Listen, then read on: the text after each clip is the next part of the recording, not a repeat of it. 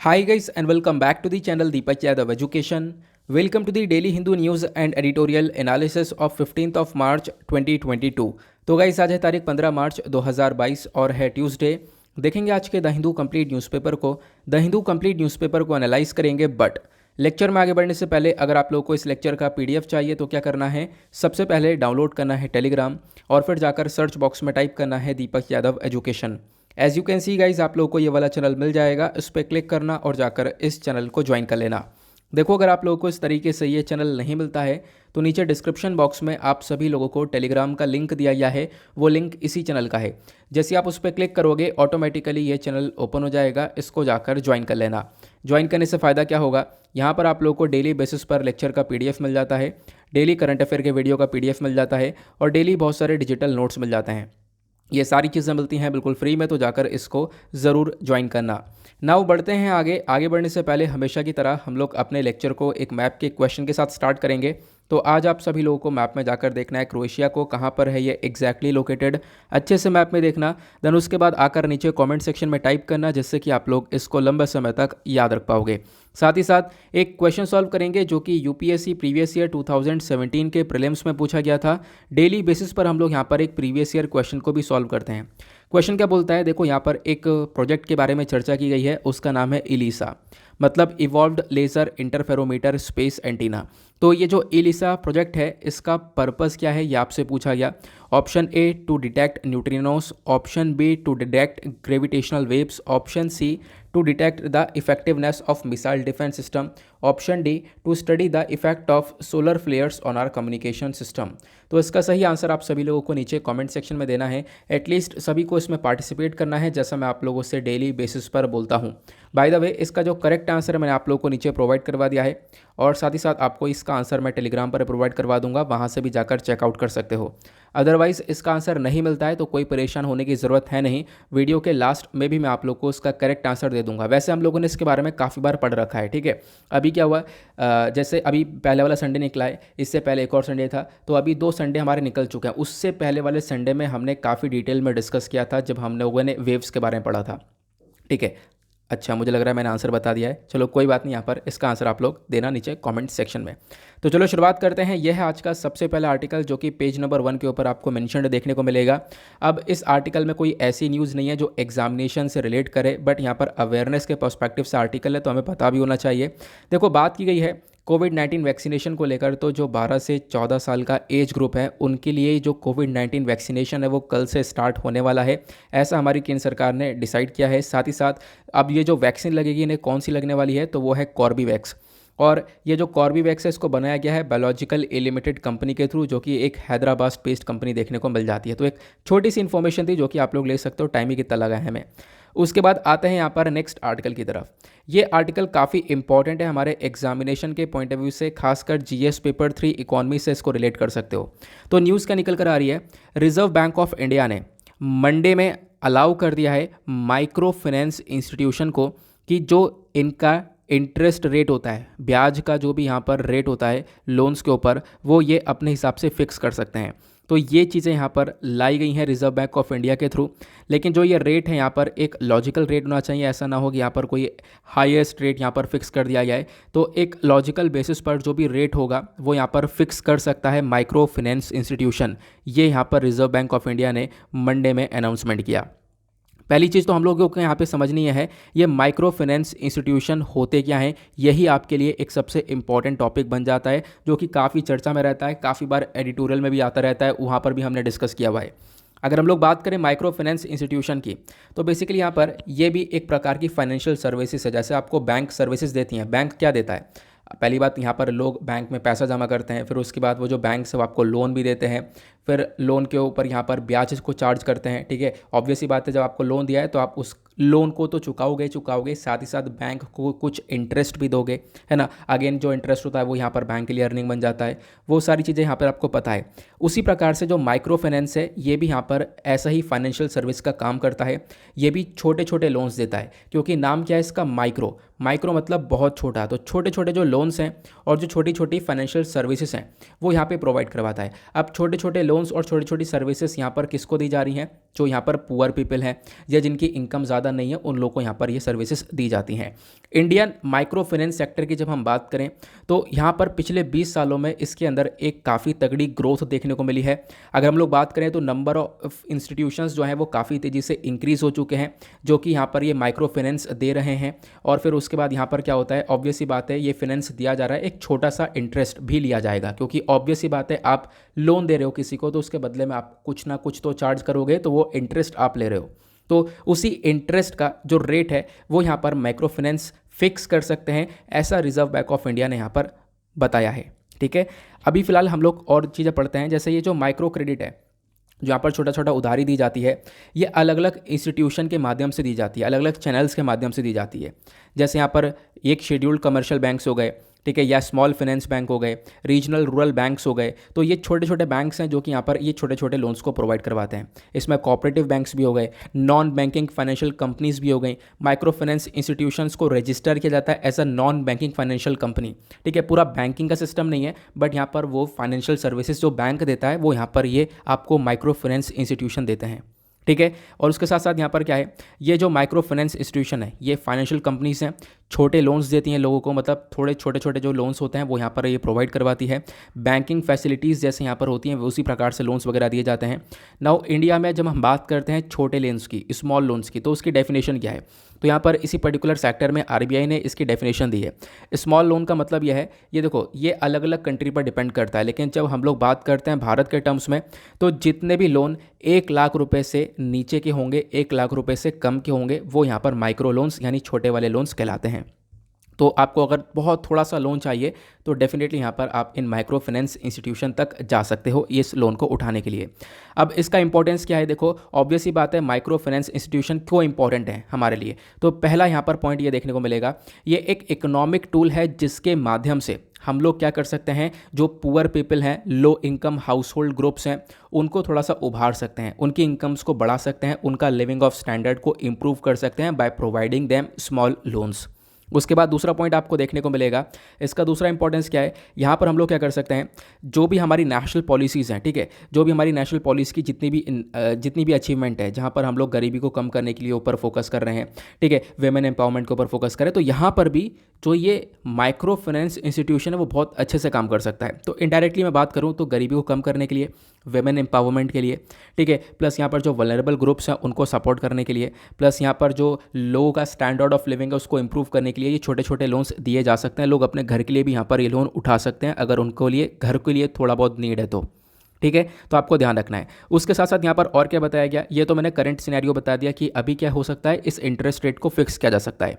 साथ ही साथ यहाँ पर क्या बोला गया, पहले भी यहाँ पर कुछ गाइडलाइंस वगैरह आई हैं माइक्रो फाइनेंस इंस्टीट्यूशन को लेकर, जो कि 1 अप्रैल से लागू होने लगेंगी। वो यह है कि जो माइक्रो फाइनेंस लोन है बेसिकली वो यहाँ पर आप कह सकते हो कि एक कोलेटरल फ्री लोन होंगे, जो कि यहाँ पर किसी भी हाउस होल्ड को दिए जाएंगे अगर किसी की एनुअल इनकम 3 लाख रुपए की है। मान लो कोई एक व्यक्ति है, उसका परिवार है जिसकी सालाना इनकम 3 लाख रुपए है, उसको एक छोटा सा लोन चाहिए, तो यहाँ पर वो लोन के लिए क्या कहेगा, काफ़ी परेशान रहेगा, तो वो यहाँ पर इन माइक्रो फाइनेंस इंस्टीट्यूशन पर जा सकता है अगर उसकी 3 लाख रुपए तक की इनकम है तो, और जाएगा तो उसके बदले में उसको कोई सिक्योरिटी नहीं रखनी होगी, क्योंकि ऑब्वियस ही बात है जब आप बैंक से लोन उठाते हो तो उसके बदले में आपको कुछ रखना होता है बैंक के पास में एज अ सिक्योरिटी। ठीक है, अब क्या है यहाँ पर, अगर किसी की इतनी इनकम है और वो माइक्रो फाइनेंस इंस्टीट्यूशन से लोन उठाता है तो उसको कोई भी कोलेटरल, कोई भी सिक्योरिटी नहीं रखनी होगी, आराम से वो लोन ले सकता है, फिर उसके ऊपर वो जो भी इंटरेस्ट चार्ज होगा वो इंटरेस्ट भी यहाँ पर उसको चुकाना होगा। क्लियर हुआ? तो ये एक छोटी सी इन्फॉर्मेशन थी, आई होप और आपको अच्छे से क्लियर हो चुकी है। इंपॉर्टेंट आर्टिकल है, माइक्रो फाइनेंस इंस्टीट्यूशन को लेकर बहुत सारे आर्टिकल्स रेगुलरली आते रहते हैं, तो आई होप आपको यहाँ पर ये इंस्टीट्यूशन क्लियर हो चुका है। उसके बाद आते हैं अगले आर्टिकल की तरफ। इसके ऊपर एक और छोटा सा आर्टिकल देखने को मिलेगा। नाउ अगेन यहाँ पर ये जो आर्टिकल है बात की गई है रिटेल इन्फ्लेशन के बारे में, तो इन्फ्लेशन है, महंगाई है, ये सारे रेट्स बताए जा रहे हैं, तो सिंपली अगेन इस आर्टिकल को जीएस पेपर 3 इकोनॉमी से रिलेट कर सकते हो।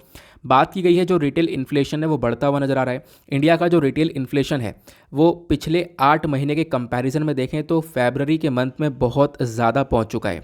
ठीक है। अभी हमारा मार्च चला है लेकिन ये फरवरी के मंथ का डेटा है, तो 6.07% का इन्फ्लेशन रेट हम लोगों ने देखा है। प्लस यहाँ पर जो खासकर रूरल एरिया से गांव वाले एरिया में आप देख पाओगे और ज़्यादा इन्फ्लेशन रेट ये देखने को मिल जाता है, ऐसा इस आर्टिकल के अंदर मेंशन किया। नाउ जब हम लोग इस पर्टिकुलर पिक्चर को देखते हैं तो यहाँ पर हमें काफ़ी सारी चीज़ें अच्छे से क्लियर हो जाती हैं। जैसे कि हम लोग अगर देखें फरवरी 2020 के अंदर जब यहाँ पर कोविड-19 की आने की शुरुआत हो चुकी थी, तो उस समय भी यहाँ पर जो ये इन्फ्लेशन रेट है, खासकर रिटेल इन्फ्लेशन रेट, ठीक है, यहाँ पर टर्म यूज़ किया गया है रिटेल इन्फ्लेशन। अभी हम लोग उसके भी देखेंगे तो यहाँ पर क्या था, 2020 के आसपास ये 6.58% का था। फिर ये महंगाई थोड़ी सी कम हुई, फिर उसके बाद कोविड-19 की वजह से ये बहुत तेज़ी से बढ़ चुकी थी। फिर उसके बाद फरवरी 2021 में ये कम हो चुकी थी। दैन उसके बाद यहाँ पर आप देख पाओगे इस प्रकार से इंक्रीज़ होती रही। पिछले साल यहाँ पर काफ़ी ज़्यादा रहा, अक्टूबर, नवंबर, दिसंबर, सितंबर, इन सभी एरियाज़ में इन्फ्लेशन काफ़ी ज़्यादा था। फिर उसके बाद ये गिरना चालू हुआ इस प्रकार से। फिर आप देख पाओगे यहाँ पर अभी फरवरी 2022 के अंदर वापस से 6.07% का पहुँच चुका है। ये हमारे पास इन्फॉर्मेशन निकल कर आती है। अब जब भी हम लोग इन्फ्लेशन के बारे में बात करते हैं तो महंगाई के बारे में पढ़ लेना, क्योंकि आर्टिकल के अंदर इतना ही बताया गया है। और अब ऐसा भी नहीं कि इस आर्टिकल को आपको दिमाग में बैठा लेना है। क्यों? क्योंकि हर महीने बदलता रहता है, हर महीने एक नया परसेंटेज हमारे पास सामने आ जाता है, तो इसी को दिमाग में नहीं बैठाना है। अगर यहाँ पर पढ़ना है तो वो इन्फ्लेशन के बारे में पढ़ना है, जिससे डायरेक्टली क्वेश्चन भी बनते हैं, ठीक है। और डायरेक्टली यहाँ पर आपको जब भी आप लोगों ने पढ़ा होगा तो इकोनॉमी के अंदर जो टर्म्स होती हैं वो बहुत इंपॉर्टेंट होती है। जैसे हमने ये वाला आर्टिकल पढ़ा ना, अब इसमें जो चांसेस हैं क्वेश्चन पूछने के वो माइक्रो फाइनेंस इंस्टीट्यूशन के अंदर से पूछे जा सकते हैं। अगर आप लोगों ने प्रीलिम्स पेपर देखे हैं अच्छे से प्रीवियस ईयर के, तो आप पक्का यहाँ पर इसको देख पाओगे कि हाँ बिल्कुल ऐसा ही इंपॉर्टेंट होगा। उसी प्रकार से इन्फ्लेशन का टॉपिक भी काफ़ी इंपॉर्टेंट हो जाता है। तो इन्फ्लेशन के टॉपिक को मैंने अभी 2 दिन पहले पढ़ाया था। आपसे एक यूपीएससी प्रीवियस ईयर क्वेश्चन भी पूछा था जो कि 2016 में पूछा गया था इन्फ्लेशन को लेकर। बट आज मैं आप लोगों से पूछूंगा ये इन्फ्लेशन को लेकर। देखो इन्फ्लेशन क्या है, एक महंगाई है, ऑब्वियस सी बात है। आपको बताना है इन्फ्लेशन के कॉजेज़ क्या क्या हैं, प्लस इन्फ्लेशन को जब हम मेजर करते हैं तो उसमें यहाँ पर WPI और CPI का क्या रोल होता है।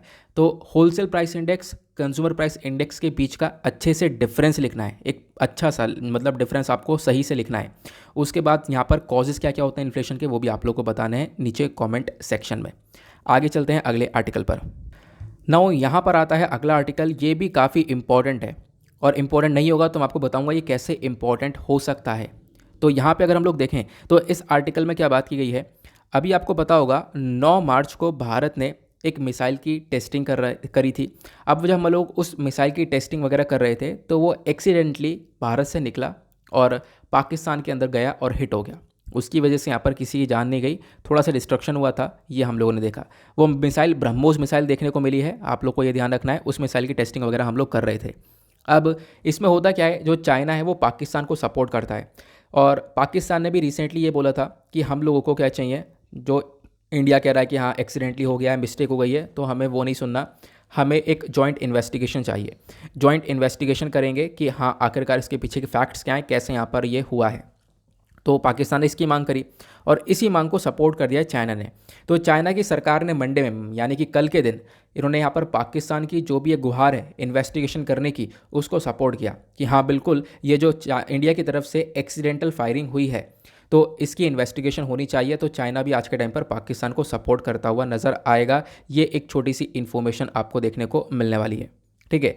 दोनों यहाँ पर कंट्रीज़ बहुत इंपॉर्टेंट है और दोनों के बीच में यहाँ पर मिलकर साथ में एक डायलॉग होना चाहिए और दोनों यहाँ पर एक डीपली इन्वेस्टिगेशन करें इस पूरे प्रोसेस को लेकर कि आखिरकार क्या हुआ है। ये यहाँ पर चाइना की तरफ से भी स्टेटमेंट निकल कर आता है।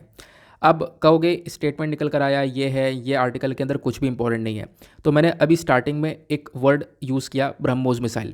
तो पहली चीज़ तो आपको यही पढ़ना है, ये जो मिसाइल थी ब्रह्मोस मिसाइल, तो ब्रह्मोस मिसाइल के बारे में पढ़ लेना, क्योंकि मिसाइल को लेकर यूपीएससी बहुत सारे क्वेश्चन पूछता है। अभी एग्जाम्पल मैं आपको दिखाऊंगा। जो ब्रह्मोस है एक जॉइंट वेंचर है, मतलब कि 2 देशों ने मिलकर इसको बनाया है, जैसे कि इंडिया और रशिया, इन दोनों ने।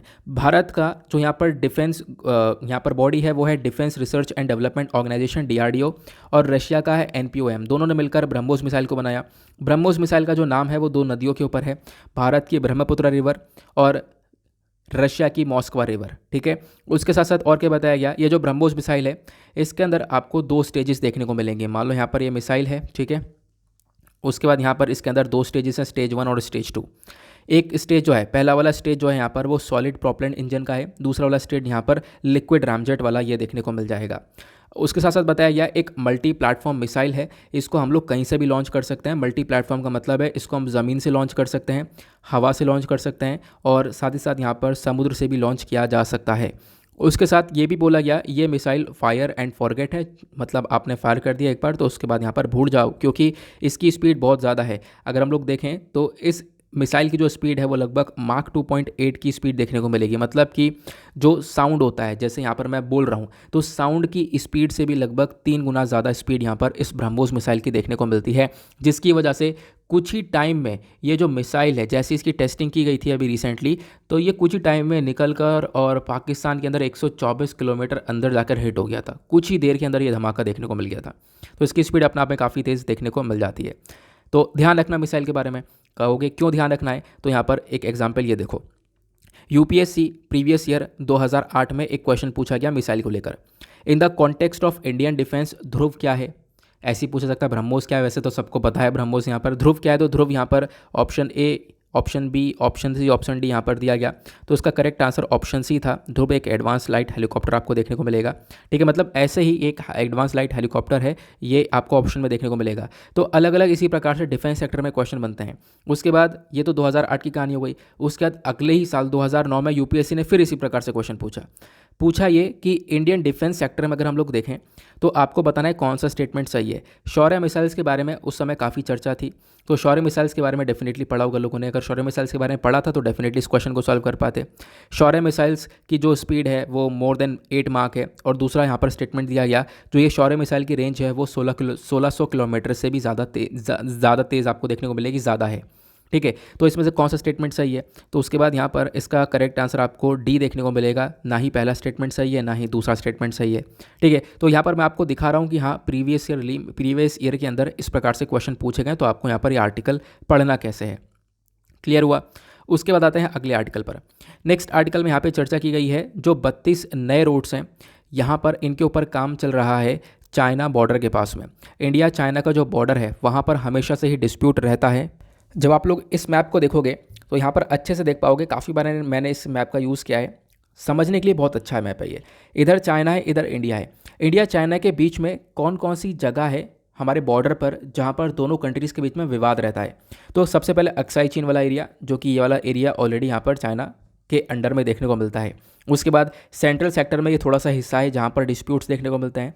ईस्टर्न सेक्टर में आपको यहाँ पर यह अरुणाचल प्रदेश वाला हिस्सा देखने को मिलेगा जहाँ पर डिस्प्यूट रहते हैं।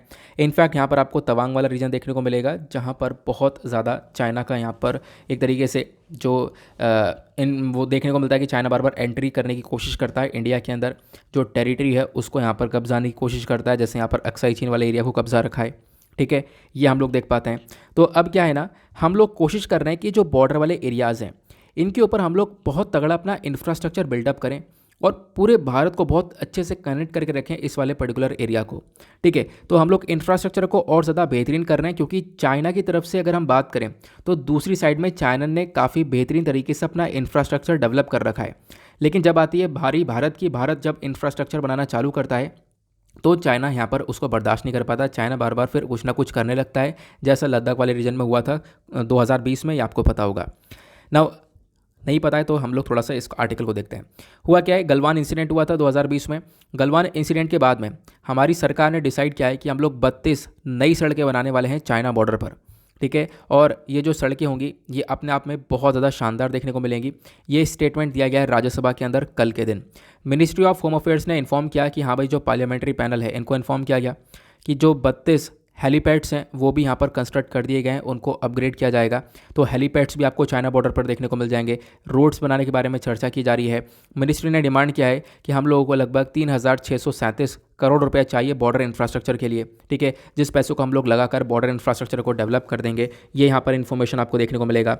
तो इसको अलग अलग फेस में लेकर चल रहे हैं हम लोग। पहला तो हमने स्टार्टिंग इसकी बहुत पहले से कर दी है, बट अभी जो सेकंड फेज़ है इसको भी अप्रूव किया गया था सितंबर 21 2020 के अंदर। जहाँ पर देखो हुआ क्या था ना, 2020 में एक समय ऐसा आ गया था जहां पर इंडिया चाइना के बीच में एक बहुत बड़ा क्लैश देखने को मिला। इनफैक्ट दोनों के जो सोल्जर्स हैं उनके बीच में हाथापाई हुई गलवान वाले एरिया के अंदर। वहाँ पर हमारे काफ़ी सारे जो जवान हैं, लगभग 20 जो जवान हैं वो शहीद हो गए थे इसी पूरे पर्टिकुलर इंसिडेंट के अंदर। तो उसके बाद से हमारा मेजर फोकस है कि हम लोग अपने पूरे बॉर्डर वाले एरिया के ऊपर एक अच्छा सा इंफ्रास्ट्रक्चर डेवलप करके रखें, जिसको लेकर तैयारी शुरू हो चुकी है, जैसा आप लोग यहाँ पर देख पा रहे होंगे। ओके, आगे चलते हैं फिर उसके बाद अगले आर्टिकल पर। नेक्स्ट एक छोटा सा आर्टिकल है, इंपॉर्टेंट है, ज़बरदस्त है, इसको हम डिस्कस करते हैं क्या हो रहा है। देखो, भारत यहाँ पर रेडी हो चुका है कि जो हमारे स्ट्रेटेजिक ऑयल रिजर्व्स हैं, जो हमारे पेट्रोलियम रिजर्व्स हैं, हम वहाँ से ऑयल को रिलीज़ करें। हुआ क्या है, इंटरनेशनल लेवल पर ऑयल के दाम बहुत ज़्यादा तेज़ी से बढ़ चुके हैं, दाम बहुत बढ़ गए हैं। अब जो ऑयल के दाम बढ़ चुके हैं, इससे अब भारत को महंगा मिलेगा। अब भारत को महंगा मिलेगा तो ऑयल के दाम इंडिया के अंदर और ज़्यादा बढ़ जाएंगे। तो भारत यहाँ पर डिसाइड ये कर रहा है कि हम लोगों ने इसी क्राइसिस के आने के लिए, मतलब अगर कोई ऐसा क्राइसिस आता है कि हाँ, जब महंगाई वगैरह तेल को लेकर बहुत ज़्यादा हो जाती है, तो उसको रोकने के लिए हम लोग कुछ तेल को स्टोर करके रखते हैं अपने ऑयल रिजर्व्स के अंदर, जिसको हम लोग स्ट्रेटेजिक ऑयल रिजर्व या स्ट्रेटेजिक पेट्रोलियम रिजर्व्स के नाम से जानते हैं। तो उन भंडारों के अंदर ऑयल रखा जाता है। अब ये क्राइसिस आए, अब अगर हम लोगों को नहीं खरीदना है क्योंकि अभी बहुत महंगा है, तो कुछ टाइम तक हम क्या कर सकते हैं, वो जो तेल है जो हमने इकट्ठा कर रखा है अपने भंडार के अंदर, उसको निकाल कर यूज़ कर सकते हैं।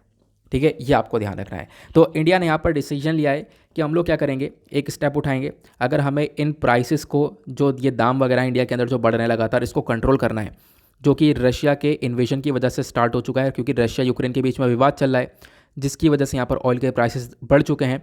तो इसको टैकल करने के लिए भारत ने डिसाइड किया है, हम लोग थोड़ा ज़्यादा जो ऑयल है वो अपने स्टॉक में से, अपने जो रिजर्व्स हैं वहाँ से निकाल लेंगे, और फिर उसके बाद उसी ऑयल का इस्तेमाल किया जाएगा।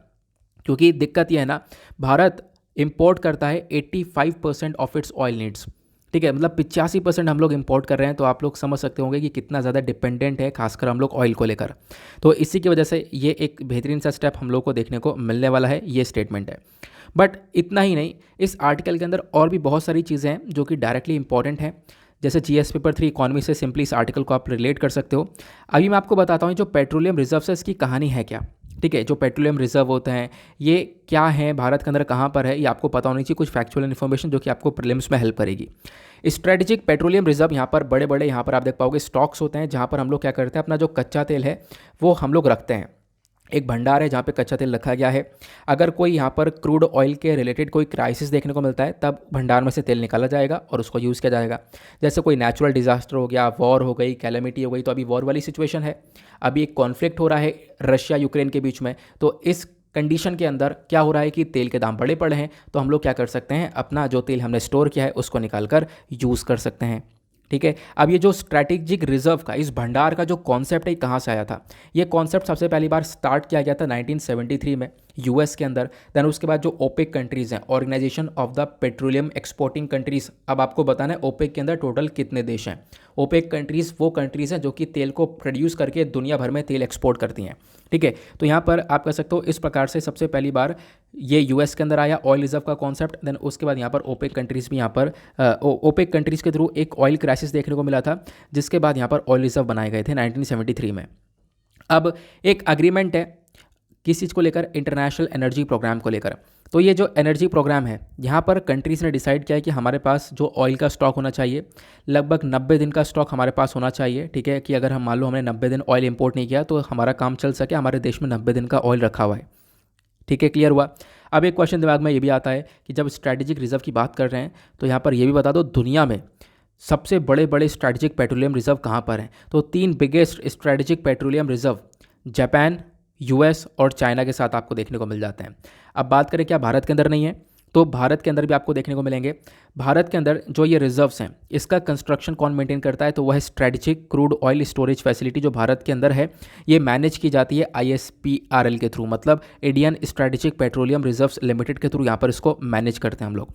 ISPRL यहाँ पर एक खुद सब्सिडरी देखने को मिलता है जो कि मिनिस्ट्री ऑफ पेट्रोलियम और नेचुरल गैस के अंदर आता है। क्वेश्चन ये है कि भारत के अंदर कहाँ कहाँ पर आपको हमको ये ऑयल स्टोरेज देखने को मिलता है।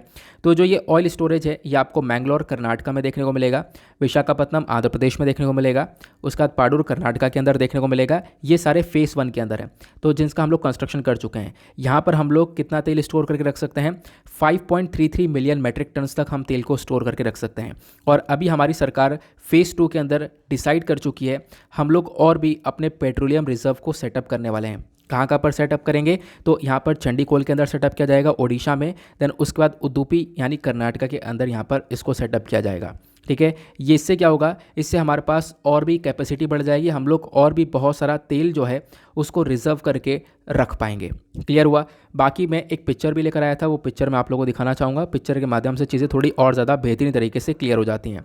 जब हम लोग स्ट्रेटेजिक पेट्रोलियम रिजर्व के बारे में बात करते हैं, तो अभी यहाँ पर हमारे पास विशाखापत्तनम यानी जो ये आपको ऑरेंज वाले हिस्से दिख रहे हैं यहाँ पर इंडिया के मैप में, ये सारे ऑरेंज वाले हिस्से के अंदर यहाँ पर हमारे पास ऑलरेडी अभी रिजर्व्स हैं, हम इसका यूज़ कर सकते हैं। बाकी जो ये ब्लू वाले एरिया आपको दिख रहा है, ये ओडिशा वाला एरिया दिख रहा होगा आपको। यहाँ पर क्या है, जो ऑयल स्टोरेज है वो अपकमिंग है, यहाँ पर आने वाला है, यहाँ पर हम लोग बनाने वाले हैं ओडिशा में, और उसके बाद यहाँ पर कर्नाटका में इसको बनाया जाएगा। ये हमारे पास इन्फॉर्मेशन अवेलेबल है। ओके, आगे चलते हैं अगले आर्टिकल की तरफ। तो अभी जो हम बेसिकली पेपर कवर कर रहे हैं ये इकॉनमी का पेपर है। उसके बाद एक आर्टिकल आपको ये देखने को मिलेगा, यहाँ पर क्या बात की गई है, जो इंडियन ऑयल कॉरपोरेशन है इसने लगभग 3 मिलियन जो बैरल्स हैं रशियन ऑयल के वो परचेज़ कर लिए हैं। कहोगे इस इन्वेजन के बाद भी, हाँ तो देखो हुआ क्या रहा है, रशिया लगातार अटैक कर रहा है यूक्रेन को। ये स्टार्ट हो चुका था फरवरी 2024 में। तो उसके बाद हम लोगों ने अभी एक ऑर्डर दे दिया है। हम लोग यहाँ पर क्या कर रहे हैं, हम लोग लगभग 3 मिलियन जो बैरल्स हैं वो हम लोग खरीद रहे हैं, और इसके बदले में ये जो व्यापार वगैरह है वो यहाँ पर यूराल के अंदर होने वाला है। मतलब यहाँ पर आप कह सकते हो कि वेस्टर्न सैंक्शन लगे पड़े हैं रशिया के ऊपर, जिसकी वजह से यहाँ पर क्या होगा, डॉलर के अंदर ट्रेड होगा नहीं। तो जो भी है यहाँ पर यूराल के अंदर हम देख पाएंगे ट्रेड होता हुआ नज़र आएगा। ठीक है, ये हमारे पास इन्फॉर्मेशन है। रशिया की कंपनी है वाइटॉल, यहाँ से हम लोग इस तेल को खरीद रहे हैं अभी के लिए। तो एक छोटी सी इन्फॉर्मेशन निकल कर आती है। उसके बाद ये आर्टिकल आपको देखने को मिलेगा इकॉनमी सेक्शन पर। तो अगेन यहाँ पर हम बात कर ही चुके हैं इन्फ्लेशन को लेकर, है ना। तो इन्फ्लेशन को लेकर क्या कंडीशन है, ये हमने पेज नंबर 1 पर इस आर्टिकल को देख लिया था। उसके बाद इकॉनमी सेक्शन पर एक और आर्टिकल आपको ये देखने को मिलेगा। यहाँ पे बात की गई है जो हमारा एक्सपोर्ट है वो एक्सपोर्ट हमारा 25% से बढ़ा है, और एक्सपोर्ट के साथ साथ जो इम्पोर्ट है वो भी हमारा 36% से बढ़ा है फरवरी के मंथ में। तो अभी फरवरी का मंथ निकला है, तो पिछले महीने का डेटा है जहाँ पर एक्सपोर्ट इंपोर्ट दोनों बढ़ा है। लेकिन अभी भी आप देख पाओगे तो एक्सपोर्ट जो है हमारा कम है in comparison to the import. इसका मतलब क्या हुआ, इसका मतलब ट्रेड डेफिसिट। ट्रेड डेफिसिट यहाँ पर आप देख पाओगे, तो ट्रेड डेफिसिट आज के टाइम पर 20.9 बिलियन डॉलर्स का देखने को मिलता है। ये हमने कैसे निकाला, तो हम लोग इसको समझते हैं, इसका कॉन्सेप्ट क्या है। देखो, भारत ने लगभग 34.57 बिलियन डॉलर्स का एक्सपोर्ट किया फरवरी के मंथ में। ठीक है, उसके बाद हमने इंपोर्ट, ये तो हमने एक्सपोर्ट किया। अब इंपोर्ट कितना किया, इंपोर्ट हम लोगों ने 55.54 बिलियन डॉलर्स का किया। तो इन दोनों के बीच का डिफरेंस निकालो। इन दोनों के बीच का डिफरेंस निकल कर आया कितना, 20.9 बिलियन डॉलर्स का। ये हमने कैसे निकाला, तो इसके पीछे का कॉन्सेप्ट है ट्रेड डेफिसिट। ट्रेड डेफिसिट का अंदर क्या होता है, जब भी हमारी जो देश है, कोई भी यहाँ पर कंट्री है, अगर वो एक्सपोर्ट को कम करती है और इंपोर्ट ज़्यादा कर लेती है, ठीक है, हमने मतलब कमाया कम खर्चा किया ज़्यादा, तो क्योंकि ऑब्वियस सी बात है इंपोर्ट करें तो हमारा पैसा बाहर जाएगा, तो कमाया कम खर्चा ज़्यादा किया, तो वो कंडीशन हमारी ट्रेड डेफिसिट की देखने को मिल जाती है। तो फरवरी के मंथ में ट्रेड डेफिसिट है, अच्छा खासा ट्रेड डेफिसिट देखने को मिलेगा। जनवरी के मंथ के अंदर भी ट्रेड डेफिसिट था। उसके बाद का जितना भी डेटा है वो पिछले कोविड-19 से पहले, कोविड-19 के बाद, और फिर कुछ बीच का डेटा, वो सारी चीज़ें बताई गई हैं। बट अभी करंट सिनेरियो क्या है वो सिर्फ इतने में ही आपको मिल जाएगा, इतना ही याद रखना है, और ज़्यादा डिटेल में भी याद नहीं रखना है क्योंकि ये फिर नेक्स्ट मंथ चेंज हो जाएगा। क्लियर हुआ। आगे चलते हैं अगले आर्टिकल पर। फिर उसके बाद आते हैं पेज नंबर 11 के ऊपर, दैट इज़ वर्ल्ड सेक्शन। देखेंगे दुनियादारी में क्या चल रहा है। दुनियादारी में सबसे पहला आर्टिकल आप देख पाओगे यूक्रेन और रशिया। आज जो हमारे एडिटोरियल है ना, वो एडिटोरियल भी इन दोनों टॉपिक के ऊपर है। मतलब हाँ, अब देखने को मिल रहा है मुझे, अब याद आया, एडिटोरियल भी रशिया यूक्रेन के ऊपर है।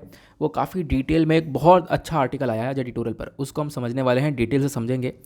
प्लस उसके बाद यहाँ पर दोनों आर्टिकल बहुत ज़बरदस्त हैं। आज हम डिटेल से बात करने वाले हैं एडिटोरियल के ऊपर। तो एक आर्टिकल तो रशिया यूक्रेन को लेकर है, चलो उसको आगे हम लोग देखेंगे। फिलहाल यहाँ पर क्या बातचीत की जा रही है कि रशिया यूक्रेन दोनों बातचीत करने की कोशिश कर रहे हैं और बातचीत करके क्या हो सकता है, सोल्यूशन निकल सकता है। जो ये आज के टाइम पर अटैक वगैरह हो रहा है इसको रोका जा सकता है। रशिया ऑलरेडी यहाँ पर ये बातचीत स्टार्ट कर चुका है। लगभग लगभग आप कह सकते हो 3 बार बातचीत हो चुकी है जिसका कोई सोल्यूशन निकल कर आया नहीं। बस खाली फोकस किया गया वो ह्यूमैनिटेरियन इश्यूज़ के ऊपर, किस प्रकार से लोग जो आज के टाइम पर फंसे हुए यूक्रेन के अंदर उनको कैसे बाहर निकाला जा सकता है, इसी को लेकर डिस्कशन हुआ। प्रॉपर डिस्कशन अब हम लोग चाहते हैं और चाहते यह हैं कि दोनों कंट्रीज़ के बीच का जो ये विवाद है वो यहाँ पर सुलझ जाए, ये हम लोग देख पाएंगे। तो अभी इस आर्टिकल को आगे डिटेल से कवर करेंगे एडिटोरियल पर। उसके बाद एक आर्टिकल आपको ये देखने को मिलेगा, ईरान के जो फॉरेन मिनिस्टर हैं ये यहाँ पर अब न्यूक्लियर टॉक्स की तरह लिए जा रहे हैं। देखो हो क्या रहा है, ईरान न्यूक्लियर डील बहुत चर्चा में, बहुत ज़्यादा चर्चा में, आपके लिए बहुत बहुत इंपॉर्टेंट है। तो ये आर्टिकल भी एडिटोरियल पर है, तो दोनों ही आर्टिकल एडिटोरियल पर है, तो यहाँ पर दोबारा पढ़ने से कोई फ़ायदा होगा नहीं, वहीं पर हम लोग इसको कवर कर लेंगे। तो डायरेक्टली चलते हैं हम लोग एडिटोरियल पर, देखेंगे आज के इंपॉर्टेंट आर्टिकल्स को। तो बात करें तो पर्टिकुलरली हमारे पास आज 4 एडिटोरियल हैं। 4 एडिटोरियल कौन कौन से हैं? तो सबसे पहले तो यहाँ पर कांग्रेस को लेकर बातचीत की गई, कांग्रेस कैसे फेल मार गई, नहीं है हमारे लिए इंपॉर्टेंट आर्टिकल ये है। इसकी लेंथ देखो यहाँ पर क्या डिटेलिंग में आर्टिकल यहाँ पर इन्होंने दिया है।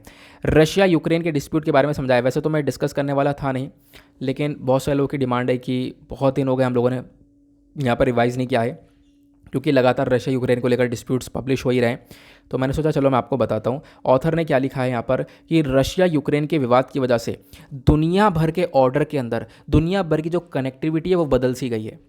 क्या हो रहा है ये सब डिस्कस करेंगे। यूनाइटेड नेशन का क्या काम है, लेकिन यूनाइटेड नेशन ने सही से वर्क किया ही नहीं, वो भी डिस्कस करेंगे। सारी बातें जानने को मिलेंगी, प्लस यहाँ पर प्रीलिम्स के पर्सपेक्टिव से भी इंपॉर्टेंट है। उसके बाद जो नेक्स्ट एडिटोरियल है नीचे अगेन रशिया यूक्रेन को लेकर है, छोटा सा आर्टिकल है, लेकिन उसके बदले में दोनों आर्टिकल कंबाइन करके ऊपर वाले आर्टिकल में हम इसको डिस्कस कर लेंगे। उसके साथ साथ एक आर्टिकल आपको ये देखने को मिलेगा, यहाँ पे बात की गई है ईरान न्यूक्लियर डील को लेकर, कि ईरान न्यूक्लियर डील जल्द से जल्द हो जानी चाहिए, जल्द से जल्द नहीं होंगी तो सिक्योरिटी क्राइसिस और बढ़ जाएंगे। ये यहाँ पर आर्टिकल के अंदर है, इसको हम लोग देखने वाले हैं। फिर उसके बाद हमारे पास एक एडिटोरियल टेक्स्ट और कॉन्टेक्स्ट पेज पर है, क्योंकि टेक्स्ट और कॉन्टेक्स्ट भी एक इंपॉर्टेंट पेज है जो द हिंदू में आता है, बिल्कुल लास्ट में यहाँ पर आप देख पाओगे। तो एक आर्टिकल आपको ये देखने को मिलेगा, ये भी काफ़ी डिटेलिंग में है। बात की गई है जो ऑयल और नेचुरल गैस के प्राइसेस हैं ये लगातार बढ़ रहे हैं इंटरनेशनल लेवल पर, इसके पीछे के कारण क्या है, रशिया का क्या लिंक है ऑयल से, उसके बारे में इन्फॉर्मेशन दी गई है, इसको हम लोग डिस्कस कर लेंगे। फिर उसके बाद एक एडिटोरियल का हो गया, 3 हुए हैं अभी, आप कह रहे थे 4 है। चौथा एक एडिटोरियल हमारा पुराना रह गया है, आपको पता होगा, वैसे तो मैंने सब कुछ डिस्कस कर लिया है। एक दिन याद होगा आपको, फ्राइडे वाले दिन की बात है, एक आर्टिकल मैंने आप लोग को पढ़ने के लिए दिया था कि आप लोग यहाँ पर इसको खुद पढ़ना और फिर उसके बाद यहाँ पर मैं आपको समझाऊंगा। तो वैसे तो मैंने उसके बाद टाइम नहीं मिला समझाने का, तो आपने पढ़ा भी है, अब उसको भी रिवाइज़ करवाना है तो मैं आपको वो भी करवा दूंगा, ठीक है। तो जो वो वाला एडिटोरियल था वो आपको ये वाला देखने को मिलेगा, उसका जो स्क्रीनशॉट है मैंने टेलीग्राम पर शेयर कर दिया है, यहाँ पर आप लोग देख पाओगे, ठीक है। ये वाला आर्टिकल हमारा रह गया था पढ़ने से, ये मैंने आपको पढ़ने के लिए दिया था। चलो यहीं से स्टार्ट करते हैं, अब आ ही गए तो ये जो एडिटोरियल है ये बहुत इंपॉर्टेंट हो सकता है हमारे लिए। खासकर यहाँ पे बात की गई है ओल्ड एज वाले लोगों के ऊपर, ठीक है, जो यहाँ पर बूढ़े लोग हैं, ठीक है, बूढ़े लोगों को कितनी परेशानी हो रही है वो यहाँ पर इस आर्टिकल के अंदर लिखा गया है। तो हम इसको समझते हैं ऑथर ने क्या क्या लिखा है। देखो यहाँ पे क्या क्या बताया गया, जैसे जैसे इंडिया अर्बनाइज हो रहा है, इंडिया के अंदर आपको अर्बनाइजेशन देखने को मिलेगा, लोग शहरी की तरफ बढ़ रहे हैं, और इन्हीं चीज़ों की वजह से जो फैमिली है वो टूट रही हैं, फैमिली छोटे छोटे टुकड़ों के अंदर टूटती भी चली जा रही हैं। और यहाँ पर हम देख पाते हैं जो बूढ़े लोग हैं उन्हें सबसे ज़्यादा परेशानियाँ होती हैं, और फैमिली टूटने की वजह से जो ये बूढ़े लोग हैं इनको सपोर्ट नहीं मिल रहा है बिल्कुल भी, ठीक है। अब यहाँ पर क्या है, इनको सपोर्ट नहीं मिलता तो इनके लिए कुछ हेल्थ केयर्स होम वगैरह बना दिए जाते हैं, आपको पता होगा जगह जगह पर हेल्थ केयर्स देखने को मिलते हैं, ठीक है। यहाँ पर होम केयर देखने को मिलता है, ओल्ड एज केयर देखने को मिलता है, जहाँ पर इन बूढ़े लोगों की जो देखभाल है वो की जाती है। बट प्रॉब्लम यह है ना कि आज के टाइम पर वो जो ओल्ड एज केयर है वो भी सही से काम नहीं कर रहे हैं। साथ ही साथ और क्या बताया गया, जो यहाँ पर ओल्ड एज पीपल की जो केयर है उसके अंदर काफ़ी कमी देखने को मिल रही है, और जो कमी देखने को मिल रही है उसकी वजह से बहुत सारे जो ओल्ड एज पीपल है वो डिप्रेशन में जा रहे हैं। ये एक अपने आप में बहुत बड़ा कंसर्न है, लेकिन इनको सपोर्ट करने के लिए ओल्ड एज केयर देखने को मिलता है। ओल्ड एज केयर का जो यहाँ पर मेन काम आपको देखने को मिलेगा, ये कुछ जेरियाटिक सर्विसेज देते हैं। जेरियाटिक सर्विसेज यहाँ पर वही है, ओल्ड एज पीपल को सपोर्ट करने की सर्विसेज यहाँ पर दी गई हैं। अगर हम लोग बात करें, जो ये केयर होम देखने को मिलते हैं, जो जगह जगह पर इस प्रकार के घर बने हुए हैं, देखो होता क्या है, बहुत सी जगह पर बहुत सारे बच्चे जो है अपने माँ बाप को छोड़ देते हैं। जब यहाँ पर चीज़ें बदल जाती हैं, आगे आगे बढ़ गए, तो यहाँ पर क्या हुआ, सब बड़े बड़े हो गए तो अपने माँ बाप को यहाँ पर छोड़ देते हैं। ऐसा बहुत देखने को मिलता है, तो जिसकी वजह से यहाँ पर आप देख पाओगे जो बूढ़े लोग हैं वो काफ़ी हद तक परेशान देखने को मिलेंगे। जो नंबर ऑफ़ केयर होम्स है, जो ऐसे केयर होम देखने को मिलते हैं जगह जगह पर, जो कि यहाँ पर इन बूढ़े लोगों की सहायता कर रहे हैं, वो जो नंबर ऑफ़ केयर होम है वो भारत के अंदर लगातार इंक्रीज़ हो रहे हैं, अर्बन एरियाज़ में इंक्रीज़ हो रहे हैं। लेकिन यहाँ पर कुछ होम है जहाँ पर पेमेंट देनी पड़ती है, उसके बाद रह पाते हैं। कुछ होम है जहाँ पर आप कह सकते हो वो बिल्कुल फ्री हैं, जो यहाँ पर बिल्कुल केयर कर रहे हैं, सर्विसेज दे रहे हैं बिल्कुल फ्री ऑफ कॉस्ट। लेकिन ये जो कुछ होम्स ऐसे देखने को मिलेंगे जो कि एनजीओज़ रन कर रहे हैं, जिनको यहाँ पर वॉलंटरी ऑर्गेनाइजेशंस है वो रन कर रही हैं, सरकार सपोर्ट मिल रहा है वो यहाँ पर रन कर रहे हैं, कुछ फिलांथ्रोपिस्ट के थ्रू जो लोग दान करके यहाँ पर उन एनजीओज़ को चला रहे हैं। तो इस प्रकार से भी एनजीओज़ देखने को मिलेंगे जो कि बूढ़े लोगों की हेल्प कर रहे हैं। हाउएवर बात करें, जो क्वालिटी ऑफ सर्विस है ना, वो हर अलग अलग यहाँ पर केयर होम की अलग अलग है। मतलब जितने भी होम बने हुए हैं जो कि बूढ़े लोगों का ध्यान रख रहे हैं, उन सबको कंपेयर करें तो सभी की क्वालिटी ऑफ सर्विसेज अलग अलग है। कोई कुछ प्रोवाइड करवा रहा है, कोई कुछ प्रोवाइड करवा रहा है, लेकिन एक चीज़ कॉमन है कि ज़्यादातर जो ये होम्स हैं, ये इनके पास यहाँ पर प्रॉपर सर्विसेज नहीं है। ये ज़्यादातर होम्स यहाँ पर प्रॉपर सर्विसेज नहीं दे पा रहे हैं हेल्थ के सेक्टर में। मान लो यहाँ पर कोई ओल्ड एज पीपल किसी बीमारी से सफ़र कर रहा है, तो उसको यहाँ पर उसी बीमारी में सफ़र करने रहने दिया जा रहा है, वो उसी चक्कर में डिप्रेशन में चला जा रहा है। तो यहाँ पर ये बहुत ज़्यादा ज़रूरी है कि हम उन ओल्ड एज पीपल की जो केयर है उसके ऊपर भी ध्यान रखें, क्योंकि सबसे बड़ी प्रॉब्लम यही है कि ओल्ड एज होम के अंदर भी केयर के जो हेल्थ केयर है उसके ऊपर ध्यान नहीं दिया जा रहा है। ये यहाँ पर ऑथर ने इस पूरे प्रॉब्लम को उठाया है। तो हम लोग को अर्जेंट ज़रूरत है, तो ऑथर ने बोला एक अर्जेंट नीड है हमें कि हम लोग अंडरस्टैंड करें क्वालिटी ऑफ लाइफ को, ठीक है, इन इंस्टीट्यूशंस के अंदर में, और साथ ही साथ यहाँ पर क्या कर सकें, इम्प्रूवमेंट कर सकें। ये यहाँ पर बोला गया। अगर हम लोग यहाँ पे एक चीज़ और देखें तो ऑथर और क्या बोलते हैं, ये बोलते हैं एक formal approach to home for the elderly is an important policy and planning issue for India. यहाँ पर आप देख पाओगे सबसे बड़ी बात क्या है कि जो ये होम्स बनाए गए हैं, ओल्ड एज होम्स जो ये देखने को मिलेंगे, यहाँ पर आप लोगों को काफ़ी सारे जो प्लानिंग इश्यूज़ हैं वो देखने को मिलते हैं। मतलब यहाँ पर क्या है, चीज़ें टाइम पे नहीं हो पा रही, क्योंकि यहाँ पर काफ़ी सारे प्लानिंग इश्यूज़ आपको देखने को मिल जाते हैं। और क्या बताया गया, जो United Nation World Population age report है, इन्होंने बताया कि भारत के अंदर जो एजिंग पॉपुलेशन है, जिनकी उम्र 60 साल है या 60 से ऊपर है, वो लगातार इंक्रीज़ हो रही है। 2050 तक ये 20% की बढ़ोतरी देखने को मिलेगी। और फिर उसके बाद यहाँ पर हम लोग देख पाएंगे आने वाले टाइम पर कुछ सालों के अंदर अंदर हम लोग देखेंगे जो ओल्ड एज पीपल है, जिनकी उम्र 80 साल, 80 से ऊपर साल है, इनकी जो एज है ये भी काफ़ी, मतलब ऐसी एज वाले लोग भी काफ़ी बढ़ रहे हैं, और इनके अंदर भी जो इंक्रीमेंट है वो 700% से देखने को मिल सकता है आने वाले टाइम पर। मतलब जो बूढ़े लोग हैं उनका जो क्राइटेरिया है वो लगातार बढ़ रहा है, ये इन्फॉर्मेशन आती है हमारे पास। साथ ही साथ यहाँ पर और क्या बोला गया, हाल ही में एक सेट ऑफ रिसर्च पेपर यहाँ पर आता है। कहाँ से ये रिसर्च पेपर लाते हैं हम लोग, तो इस रिसर्च पेपर को कंडक्ट करा जाता है हैदराबाद के थ्रू। तो ये जो रिसर्च पेपर है मेजरली फोकस करता है क्वालिटी ऑफ हेल्थ के ऊपर, जो खासकर इस एल्डरली होम्स के अंदर प्रोवाइड करवाई जा रही है। जब इन्होंने इस रिसर्च पेपर को पब्लिश किया, जो कि यहाँ पर बनाया गया था एलवी प्रसाद आई इंस्टीट्यूट के थ्रू, तो इन्होंने यहाँ पर इस रिसर्च पेपर के थ्रू बताया कि सबसे इंपॉर्टेंट चीज़ जो हम लोगों ने देखी है इन सभी ओल्ड केयर होम्स के अंदर में, कि लगभग जो ज़्यादातर रेसिडेंट्स, ज़्यादातर यहाँ पर बूढ़े लोग रह रहे हैं, वो काफ़ी सारी प्रॉब्लम से सफ़र कर रहे हैं। लगभग 1500 पार्टिसिपेंट्स की अगर हम लोग बात करें, जिनके ऊपर टेस्टिंग करी गई, जिनके ऊपर पूरी स्टडी करी गई, जिसमें से बताया गया लगभग बहुत सारे लोग, 90% लोगों को विजन इम्पेयरमेंट है। देखने में यहाँ पर उनको काफ़ी सारी प्रॉब्लम्स आती हैं, लेकिन जो ये विजन इम्पेयरमेंट है एक ऐसी बीमारी है जिसको ठीक किया जा सकता है। लेकिन क्या ठीक किया गया? अभी तक नहीं किया गया। क्यों? क्योंकि हेल्थ केयर के ऊपर ये ओल्ड एज होम सही से ध्यान नहीं दे पा रहे हैं। यहाँ पर इन्फॉर्मेशन आई। साथ ही साथ यहाँ पर इस स्टडी ने एक चीज़ और देखी, यहाँ पर कुछ अनसीन इफेक्ट्स यहाँ पर देखने को मिले हैं विजन इम्पेयरमेंट के। ये हुआ कि देखो अब क्या है, बहुत सारे बूढ़े लोगों को देखने में परेशानी है, जिसकी वजह से वो मतलब सही से देख नहीं पा रहे हैं, प्रॉब्लम्स काफ़ी हो रही हैं, उसकी वजह से डिप्रेशन में चले जाते हैं। जब उनका इलाज नहीं हो पा रहा है तो डिप्रेशन में चले जा रहे हैं, यही देखने को मिल रहा है।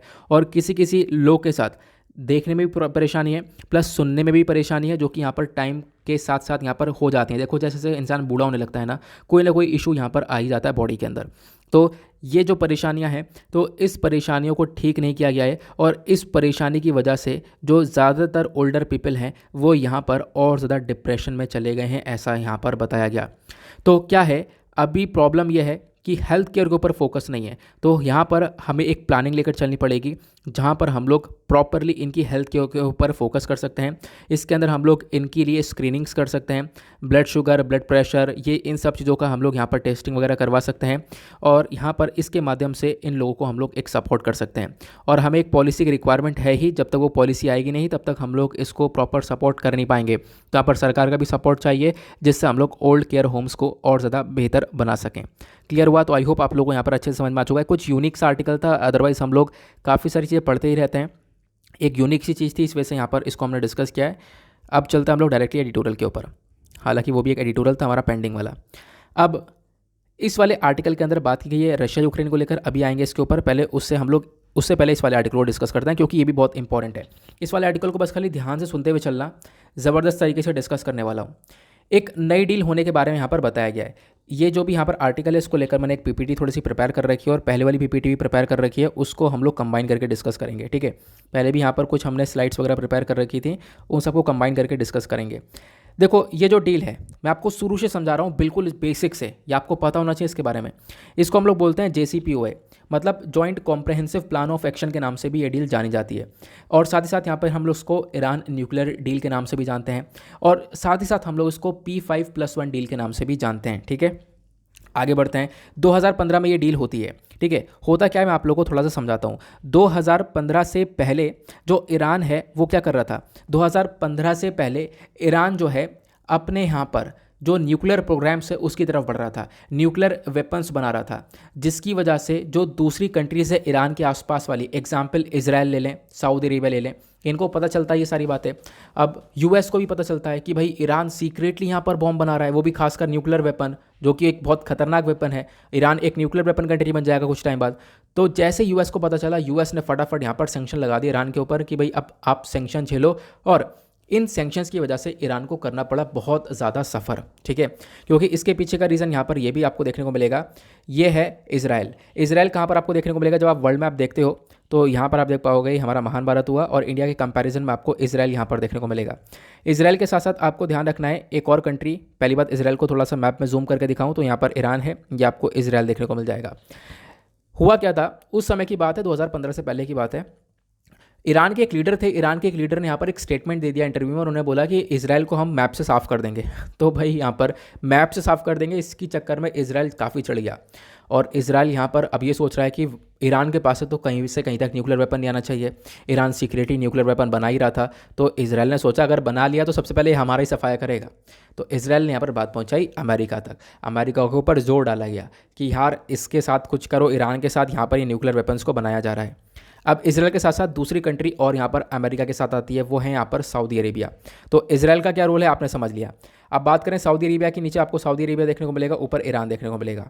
तो सऊदी अरेबिया और ईरान, सऊदी अरेबिया भी कंसर्न हुआ, काफ़ी चिंता हुआ कि भाई ईरान क्या कर सकता है, अगर इसके पास न्यूक्लियर वेपन आया तो यहाँ पर हमारे साथ भी कॉन्फ्लिक्ट में आ सकता है। तो सऊदी अरेबिया ने यहाँ पर ये एक तरीके से मतलब जोर डाला फिर से यूएस के ऊपर कि भाई ईरान को कुछ करना होगा। इसलिए भी क्योंकि एक रीजन यहाँ पर शिया सुन्नी का रीजन जो है, शिया सुन्नी कॉन्फ्लिक्ट देखने को मिलता है। जो ईरान है यहाँ पर आपको शिया मुस्लिम्स देखने को मिलते हैं, और जो सऊदी अरेबिया है यहाँ पर सुन्नी मुस्लिम्स देखने को मिलते हैं। और शिया सुन्नी मुस्लिम्स के बीच में अपने आप में एक बहुत बड़ा कॉन्फ्लिक्ट है, बहुत लंबे समय पहले से।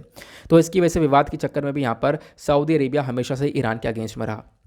अब 2015 तक ये सारी बातें जब पता चली, मैंने आपको बताया 2015 तक क्या क्या हुआ, 2015 से पहले क्या क्या देखने को मिला। तो होता क्या है, यहाँ पर ईरान के ऊपर सैंक्शन लग जाते हैं। अब ईरान के ऊपर सैंक्शन लगने के बाद ईरान यहाँ पर देखता है कि भाई हम तो सफ़र कर रहे हैं बहुत बुरी तरह से, हमारी इकॉनमी डाउन हो चुकी है, लोग प्रोटेस्ट कर रहे हैं, कंट्री के अंदर ही लोगों को जॉब नहीं मिल रही है, सब कुछ यहाँ पर ख़त्म सा हो चुका है। तो ईरान ने डिसाइड किया 2015 में कि हम एक डील कर लेते हैं।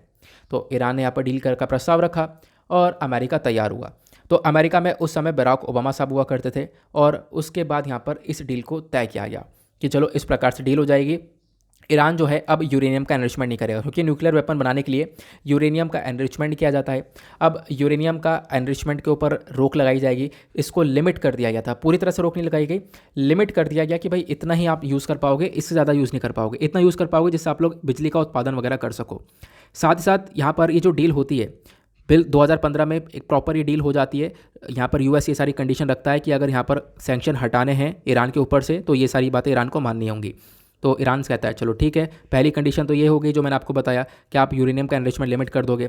दूसरी कंडीशन क्या थी, तो दूसरी कंडीशन यहाँ पर ये थी, ये यहाँ पे यूएस ने ये बोला कि जो इंटरनेशनल एटॉमिक एजेंसी है, ठीक है, जो कि यहाँ पर दुनिया भर में ध्यान रखती है कि कोई कंट्री न्यूक्लियर वेपन तो नहीं बना रही है, तो इस न्यूक्लियर एजेंसी को यहाँ पर क्या होगा, ईरान के अंदर जो भी न्यूक्लियर पावर प्लांट्स है उसके ऊपर निगरानी रखने दिया जाएगा। तो ये दो कंडीशन रखी गई थी यूएस की साइड से। ईरान ने सोचा कि चलो यार कर ही लेते हैं, कि हालत हमारी वैसी काफ़ी ख़राब है, तो ये डील हो जाती है प्रॉपर। फिर उसके बाद ये डील होने के बाद यहाँ पर आप देख पाओगे जो है आने वाले टाइम के लिए 10 साल के लिए डील की जाती है, कि आने वाले 10 साल के लिए यहाँ पर ये डील हो चुकी है और इस 10 साल तक हम इन चीज़ों को मेंटेन करके रखना है। ईरान खुश, सब खुश, सारी चीज़ें खुश हो गई, सब कुछ यहाँ पर सही चल रहा था। होता क्या है, 2018 में जब प्रेसिडेंट जो है बदल जाते हैं, पहले बराक ओबामा हुआ करते थे, बाद में अब डोनाल्ड ट्रंप, 2018 में डोनाल्ड ट्रंप प्रेसिडेंट रहते हैं। जब 2018 में डोनाल्ड ट्रंप प्रेसिडेंट रहे तो उन्होंने एज अ प्रेसिडेंट यूएस का क्या किया, अमेरिका को इस डील से बाहर निकाल लिया। क्योंकि मैंने अभी आपको क्या बताया, इस डील को हम लोग JCPOA या फिर हम लोग P5+1 बोलते हैं। P5+1 क्यों बोलते हैं, क्योंकि यहाँ पर परमानेंट 5 कंट्रीज़ हैं। परमानेंट 5 कंट्रीज़ के अंदर कौन कौन है, तो बीच में तो ईरान है, ईरान के अलावा आपको ये 6 कंट्रीज़ दिख रही होंगी। 6 कंट्रीज़ को हम लोग बोलते हैं P5+1। परमानेंट 5 के अंदर आता है US, China, France, Russia, UK, और +1 के अंदर जर्मनी है। तो इन 6 देशों ने मिलकर डील करी थी ईरान के साथ में। अब क्या हुआ, 2018 में डोनाल्ड ट्रंप ने यहाँ से यूएस को बाहर निकाल लिया। बाहर निकालने के बाद ईरान के ऊपर वापस से सारे सैंक्शन लगा दिए। ईरान वापस से परेशानी में आ चुका है। अब ये कंडीशन ऐसी चलती रही काफ़ी लंबे समय तक। इसकी वजह से भारत ने ईरान से ट्रेड नहीं किया, भारत ने यहाँ पर कोई भी व्यापार नहीं किया ईरान से। पहले हम लोग ईरान से कच्चा तेल काफ़ी खरीदते थे। ईरान में यहाँ पर चाबार पोर्ट देखने को मिलेगा जो कि हमने बना रखा है, हम उसका प्रॉपर यूज़ नहीं कर पा रहे हैं। ये सारी चीज़ें हुई। तो अब क्या हुआ, अब वापस प्रेसिडेंट चेंज हो चुका है यूएस के, अब आ गए जो बाइडन। तो जो बाइडन आ गए, तो जो बाइडन का मेजर फोकस है इस डील को वापस से किया जाए। क्यों, क्योंकि इसमें कंडीशन यहाँ पर ये भी हो गई ना, जो ये 10 साल का टाइम पीरियड दिया गया था कि हाँ ये डील हो जाएगी, उससे पहले ये मामला ख़त्म हुआ। और एक चीज़ यहाँ पर ये भी है कि जैसे ही डोनाल्ड ट्रंप ने ईरान के ऊपर सैंक्शन लगा दिए थे बहुत सारे, तो ईरान ने सोचा देखो हम बर्बाद तो हो ही रहे हैं, अब दोबारा से सैंक्शन लग चुके हैं, तो अब बनाते हैं हम लोग न्यूक्लियर वेपन। तो ईरान ने दोबारा स्टार्ट कर दिया न्यूक्लियर वेपन्स को बनाना। तो आज तक यहाँ पर ये काम, ये एक्टिविटीज़ चल रही हैं ईरान के अंदर। तो अब इसको रोकने के लिए जो बाइडन चाहते हैं कि दोबारा से डील हो जाए, इस डील को रिवाइव कर लिया जाए। आई होप आप लोग इसको बहुत अच्छे से समझ चुके हो, ज़िंदगी भर याद रखोगे कि हाँ ईरान न्यूक्लियर डील क्या थी। ठीक है, तो यहाँ पर इसको रिवाइव करने के बारे में इस प्रकार से चर्चा की जा रही है जो बाइडन के थ्रू। अब यहाँ पर क्या है, सारे लोग इकट्ठे हो रहे हैं ऑस्ट्रिया में। ऑस्ट्रिया, यहाँ पर ऑस्ट्रिया की जो कैपिटल है वीना, वहाँ पर लोग इकट्ठे हो रहे हैं इसको बातचीत करने के लिए। आप देख पाओगे जो वीना टॉक है, वीना टॉक का यहाँ पर मेजर मकसद है कि ये जो joint comprehensive plan of action Iran nuclear deal है, इसको हम लोग यहाँ पर वापस से कर पाएँ। ठीक है, यहाँ पर मेजर मकसद रखा गया, क्योंकि इस न्यूक्लियर डील के अंदर 2015 में डील हुई थी, उसके बाद 2018 में डोनाल्ड ट्रंप ने इसमें से यूएस को बाहर निकाल लिया था, जो कि मैंने आप लोग को अभी सारी इन्फॉर्मेशन काफ़ी अच्छे से, काफ़ी सिंपल से शब्दों में मैंने आप लोगों को बता दी है। दिक्कत यहाँ पर यह है, ये जो डील है बेसिकली, इस डील के अंदर यहाँ पर बोला गया है कि अभी क्या है कि इसको करना बहुत ज़्यादा ज़रूरी है। अगर ये, क्योंकि अभी डील को लेकर काफ़ी परेशानी आ रही है, अभी भी ये डील प्रॉपर हो नहीं पा रही है, तो यहाँ पर ऑथर ने बोला कि भाई डील हो जाएगी तो ज़्यादा सही है। अगर अभी भी ये डील नहीं होती है तो इसकी वजह से आने वाले टाइम पर काफ़ी परेशानी होंगी। अभी भी अगर यहाँ पर ये प्रॉपरली डील नहीं होती है तो इसकी वजह से क्या हो सकता है, इसकी वजह से जो सिक्योरिटी क्राइसिस हैं वो और ज़्यादा डीपन हो सकते हैं, प्रॉब्लम्स और ज़्यादा बढ़ सकती हैं, ये यहाँ पर ऑथर ने बोला। क्लियर हुआ? चलो जी आगे बढ़ते हैं नेक्स्ट आर्टिकल की तरफ। अच्छा, एडिटोरियल हमारे पास आज कम क्यों दिख रहे हैं, क्योंकि आपको पता होगा इलेक्शन हुए हैं, तो एडिटोरियल का जो बराबर वाला पेज है ना, यहाँ पर रोज़ाना इलेक्शन से रिलेटेड खबरें आ रही हैं, तो ये हमारे लिए ख़त्म सा हो चुका है। ठीक है, तो ये हमारे लिए कुछ खास है नहीं। यहाँ पे अगर हम लोग बात करें, जो नेक्स्ट एडिटोरियल है, आज का लास्ट एडिटोरियल, यहाँ पे सुहासिनी हैदर ने यहाँ पर इस आर्टिकल को लिखा है। क्या लिखा है हम लोग समझते हैं। उन्होंने बताया जो ये यूक्रेन का वॉर है, रशिया यूक्रेन का वॉर, इसका जो इम्पैक्ट है वो दुनिया भर में पड़ रहा है, और दुनिया भर की जो कनेक्टिविटी है वो यहाँ पर कहीं ना कहीं खतरे में आ चुकी है। ये यहाँ पर बताया गया। वॉर जैसी ख़त्म होती है, इसकी वजह से और ही प्रॉब्लम्स आती रहेंगी, वो सब डिस्कस करते हैं स्टार्टिंग से। अब यहाँ पर ऑथर क्या बोलती हैं कि लगभग 3 सप्ताह हो चुका है, रशिया लगातार यूक्रेन के ऊपर अटैक कर रहा है, और यहाँ पर आप देख पाओगे इंडिया जो है इन सब चीज़ों को देख रहा है अभी के लिए।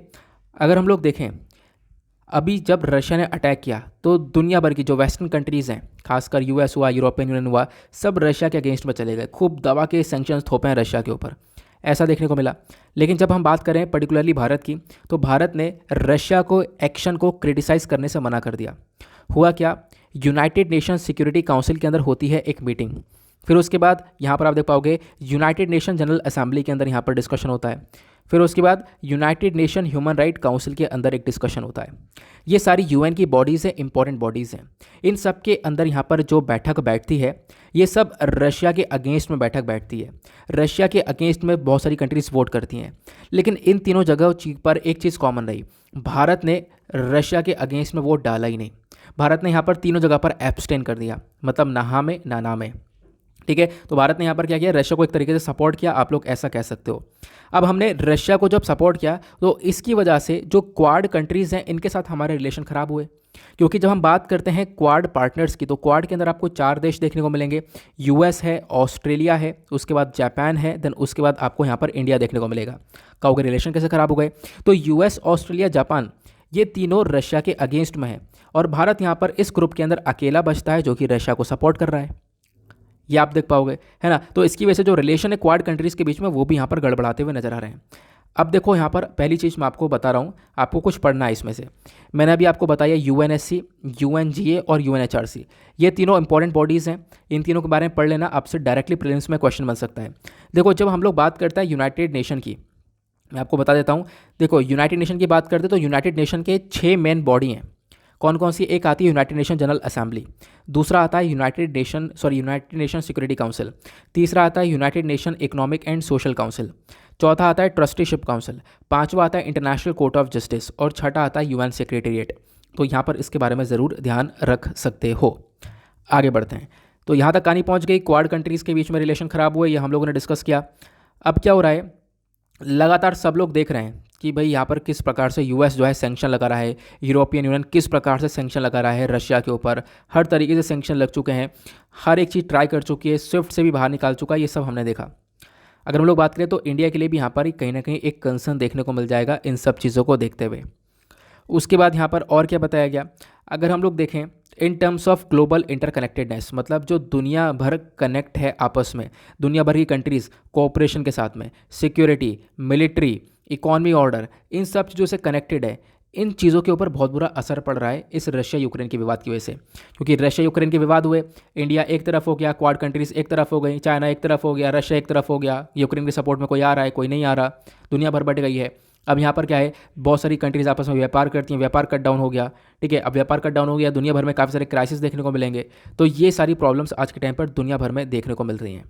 अब यहाँ पर बात की गई कि जब यहाँ पर रशिया यूक्रेन के ऊपर अटैक कर रहा था तो उस समय यूनाइटेड नेशन और यूनाइटेड नेशन सिक्योरिटी काउंसिल का क्या वर्क था। तो हम लोग देखें तो ये स्टार्टिंग वगैरह सब कुछ हुई, यूक्रेन के ऊपर काफ़ी सारे सैंक्शन लगे गए, यूक्रेन के ऊपर अटैक वगैरह काफ़ी ज़्यादा हुआ। अब ये मुद्दा पहुंचता है यूनाइटेड नेशंस के अंदर और यूनाइटेड नेशन सिक्योरिटी काउंसिल के अंदर, लेकिन ये बॉडीज़ बिल्कुल बेकार हैं, कंप्लीटली इनइफेक्टिव है, इन्होंने कोई एक्शन ही नहीं लिया। रशिया लगातार अटैक करता रहा यूक्रेन के ऊपर, कोई यहाँ पर स्टेप नहीं उठाया गया और ये बॉडी शांत बैठी रही, ऐसा देखने को मिलेगा। और ऐसे ही बड़े बड़े वॉर पहले भी हुए हैं, इराक के अंदर देखने को मिला 2003 के अंदर, लेबनान में बॉम्बार्डिंग करी इसराइल ने 2006 में, सऊदी कोलिशन अटैक ऑफ येमन देखने को मिला 2015 में, ऐसे बहुत बड़े बड़े अटैक हुए हैं। लेकिन जब यूक्रेन की बारी आई ना तो यहाँ पर चीज़ें कुछ अलग तरीके से बदल गई। डायरेक्ट मिसाइल अटैक हो रहा है, यूक्रेन के ऊपर बॉम्बार्डिंग हो रही है, हर रोज़ अटैक हो रहा है, यहाँ पर 3 हफ्ते हो चुके हैं लगातार अटैक हो रहा है, लोग यहाँ से निकल चुके हैं, यहाँ पर मिलियंस ऑफ लोग रेफ्यूजीज़ के तौर पर कंट्री छोड़ चुके हैं, दूसरे देश के अंदर जा चुके हैं, जिससे एक रेफ्यूजी क्राइसिस बढ़ चुका है। ये सब कुछ आपको देखने को मिलेगा। यूएन के अंदर ये सारी चीज़ें अलाउ नहीं है, लेकिन यहाँ पर अगर हम लोग बात करें यूएन के, आप रूल्स एंड रेगुलेशन देखोगे कि भाई आपको टॉलरेंस के साथ रहना है, साथ मिलकर रहना है। ठीक है, उसके बाद यहाँ पर आप आर्टिकल इसका यूएन का आर्टिकल 1 और आर्टिकल 2 यह सब देखोगे तो यहाँ बात की गई है कि हाँ भाई कंट्री को कैसे रहना है, सबको ऐसे काम नहीं हो सकते। लेकिन यूनाइटेड नेशन ने कोई काम नहीं किया इसके अंदर, ये एक ऐसी चलता रहा, रशिया अटैक करता रहा, यूनाइटेड नेशन का कोई रोल यहाँ पर हुआ नहीं, यूनाइटेड नेशन बिल्कुल इनइफेक्टिव रहा। यहाँ पर आपको ये पता चल गया। ठीक है, उसके बाद यहाँ पे बोला गया रशियन प्रेसिडेंट जो व्लादिमीर पुतिन है, इन्होंने तो डिसीजन लिया और लगातार यहाँ पर इन्होंने मिलिट्री ऑपरेशन जारी किया और पूरे यूक्रेन के ऊपर मिलिट्री ऑपरेशन यहाँ पर इन्होंने रख दिया। अब उसकी वजह से मुद्दे यूनाइटेड नेशन सिक्योरिटी काउंसिल के अंदर उठे, यूएनजीए के अंदर में उठे, वोटिंग वगैरह हुई, लेकिन उस वोटिंग के अंदर भी यहाँ पर मॉस्को के अगेंस्ट में कुछ गया नहीं, मतलब रशिया के अगेंस्ट में कुछ गया नहीं। यूएस और इन कुछ कंट्रीज़ ने मिलकर अगेंस्ट में वोट किया, लेकिन उसका कोई फ़ायदा देखने को मिला नहीं। ठीक है, फिर उसके बाद यहाँ पर जो ये परमानेंट 5 कंट्रीज़ इसके अंदर रशिया खुद आता है। एक सबसे बड़ी प्रॉब्लम यह है, अगर यहाँ पर वोटिंग वगैरह हुई भी तो रशिया ने यहाँ पर वीटो कर दिया। मामले ख़त्म हो गया, क्योंकि जो वीटो पावर है इन 5 देशों के पास है, परमानेंट 5 देशों के पास में। परमानेंट 5 देश कौन कौन से हैं? इसमें यूके है, फ्रांस है, यूएस है, उसके बाद यहाँ पर आपको रशिया देखने को मिल जाएगा, चाइना देखने को मिल जाएगा। तो रशिया ने वीटो कर दिया। वीटो का मतलब यहाँ पर जो भी आपने डिसीजन लिया है वो ख़त्म, आप लोग यहाँ पर आगे इसको आगे नहीं बढ़ा सकते। तो यहाँ पर आप देख पाओगे ये चीज़ें भी देखने को मिलेंगी। ये एग्जैक्टली हुआ। फिर उसके बाद यूक्रेन में एक समय पर वेपन्स वगैरह नहीं पहुंच रहे, लेकिन आज के टाइम पर यूक्रेन के अंदर ये वेपन्स वगैरह भी पहुंचाए जा रहे हैं, ताकि यूक्रेन यहाँ पर बराबर लड़ सके। और यूक्रेन ने एक बात बताऊँ, टक्कर दी भी है रशिया को पूरी तरह से।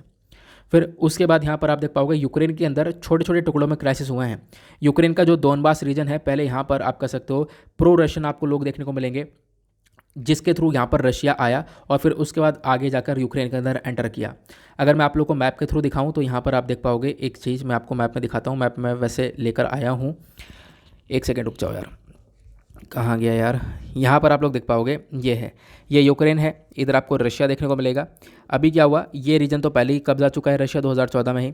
उसके बाद इधर लुहांस्क, इधर आपको दोनेत्स्क देखने को मिलने वाला है। ये दोनों यहाँ पर ऐसे कहती है, रशियन ने बोल दिया कि ये दोनों अलग अलग देश हैं, इसको अलग अलग देश की तरह रिकग्निशन दे दिया गया है। फिर उसके बाद यहाँ पर क्या बोला गया कि अभी क्या हुआ, रशिया ने पहले यहाँ पर एंट्री करी, इस प्रकार से यहाँ पर एंटर हुआ बॉर्डर के अंदर। फिर उसके बाद यहाँ पर आप देख पाओगे यहीं से लगातार अटैक वगैरह चल रहा है। ठीक है, तो ये दोनों देशों के बारे में ध्यान रखना। इन दोनों देशों को मिलाकर हम बात करें तो ये जो रीजन है ये पूरा का पूरा ये रीजन दोनबास रीजन कहलाता है। ठीक है, तो दोनबास के अंदर 2 हिस्से आते हैं, ये आपको पता चलना चाहिए, जो कि यहाँ पर इस आर्टिकल में मेंशन किया गया। फिर उसके साथ और क्या बताया कि भाई यहाँ पर आप एक चीज़ और देखोगे, जो यूक्रेनियन प्रेसिडेंट है जेलेंस्की, इन्होंने दुनिया भर से फाइटर्स को बुला लिया। अलग अलग फाइटर्स जो है, जो भी रशिया को यूक्रेन को बचाना चाहता है, रशिया से सपोर्ट करो, और दुनिया भर से फाइटर्स जा भी रहे हैं। और ऐसा यहाँ पर स्पेनिश सिविल वॉर के अंदर हुआ था। स्पेनिश सिविल वॉर जो है 1930s का, यहाँ पर हमने देखा था जो बहुत सारे फॉरेन वॉलंटियर्स हैं अलग अलग 50 देशों से, वो सब यहाँ पर पहुँचे और स्पेनिश मिलिट्री के अगेंस्ट में यहाँ पर लड़ाई करी थी उन्होंने। ऐसा यहाँ पर आप देख पाओगे, वैसी सिचुएशन आज के टाइम पर देखने को मिलती है, ये बताया गया। फिर उसके बाद ऐसा सीरिया में देखने को मिला था, तो एक एग्जांपल बहुत है इसको पढ़ने के लिए। फिर उसके बाद क्या है, आज के टाइम पर रशिया के ऊपर ऑलरेडी बहुत सारे इकोनॉमिक सैंक्शंस लगा दिए गए हैं। इकोनॉमिक सैंक्शंस की जब हम लोग बात करते हैं तो यूएस, यूरोपियन कंट्रीज़, यूके, इन सब ने मिलकर खूब सैंक्शंस थोपे हैं, जैसा यहाँ पर ऑथर ने मेंशन किया। इसको लेकर भी एक पिक्चर है मेरे पास, एक पिक्चर मैंने शेयर कर रखा है, वो बहुत इंपॉर्टेंट है। ठीक है, वहाँ पर आपको पता चल जाएगा कि वो सारे सैंक्शंस कौन कौन से हैं जो कि अभी रशिया के ऊपर लगाए गए हैं। एक सेकेंड रुक जाओ यार, हाँ ये रहा पिक्चर। वो यहाँ पर आप देख पाओगे आज के टाइम पर क्या हुआ, रशिया के जो सेंट्रल बैंक है, रशिया के सेंट्रल बैंक के जो भी एसेट्स है उनको फ्रीज कर दिया गया है, उनको जब्त कर लिया गया है। उसके बाद यहाँ पर आप देख पाओगे रशिया को अभी स्विफ्ट कोड से बाहर निकाल दिया गया, मतलब रशिया बाहर किसी दूसरे देश के साथ व्यापार नहीं कर सकता। उसके बाद रशिया के जो एसेट्स है वो भी जब्त कर दिए गए हैं। उसके बाद रशिया का जो एयर और मैरीटाइम ट्रांसपोर्ट सिस्टम है उसको रोक दिया गया है, रशिया के थ्रू यहाँ पर एक्सपोर्ट इंपोर्ट नहीं हो सकता।